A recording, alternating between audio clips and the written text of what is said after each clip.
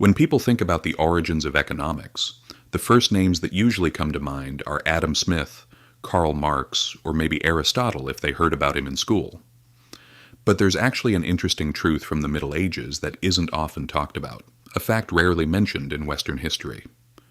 Almost 1,000 years ago, long before capitalism existed and even before central banks, a Muslim scholar issued a warning about economic problems that people are still struggling with today. According to him, when money loses its moral compass, societies gradually begin to rot from within. Looking at the world today, it's hard not to think. Perhaps he understood us far better than we thought.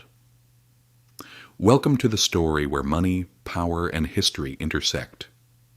Because when you look closely at economic history, you realize nothing is ever as simple as it seems. At the center of this story is one of the greatest thinkers of the Islamic Golden Age, Abu Hamid al-Ghazali. To understand him, we first need to imagine the world he lived in. The year is around 1100. Europe is still fragmented and poor, just starting to emerge from the Dark Ages. But at the same time, the Islamic world is at a very different point. From Al-Andalus in Spain to the Persian lands, cities are wealthy, bustling, and highly developed. At that time, especially Baghdad, Damascus, and Cairo were considered the heart of both trade and science. Caravans carrying silk, spices, textiles, and silver moved along trade routes. Scholars debated everything from astronomy to medicine, philosophy to law. Markets were crowded, commerce was thriving, and the empire was rich. But it was precisely during this period of rising wealth that Ghazali noticed something. Society was growing richer, but at the same time, something was going wrong. Money was taking a central place in people's lives. The economy was expanding, but within society a quiet rot had begun. It was here that Ghazali asked a crucial question. What happens when a society becomes wealthy before it becomes wise? In searching for the answer, he focused particularly on the nature of money itself. Many people know him only as a religious scholar, but Ghazali was actually one of the first thinkers to analyze money in depth. For him, money was not an end in itself. It was just a tool. He compared money to a mirror. A mirror has no value on its own. Its value comes from what it reflects. Money is the same. Its true worth isn't in gold or silver, but in its ability to help people trade and cooperate. One of Ghazali's most striking ideas was this. Money that is hoarded and left unused is dead money. Money locked away in a chest does nothing. It doesn't employ workers, it doesn't grow trade, it doesn't support families. On the contrary, it slows down the economy. Ghazali likened this to the blood circulation of society stopping.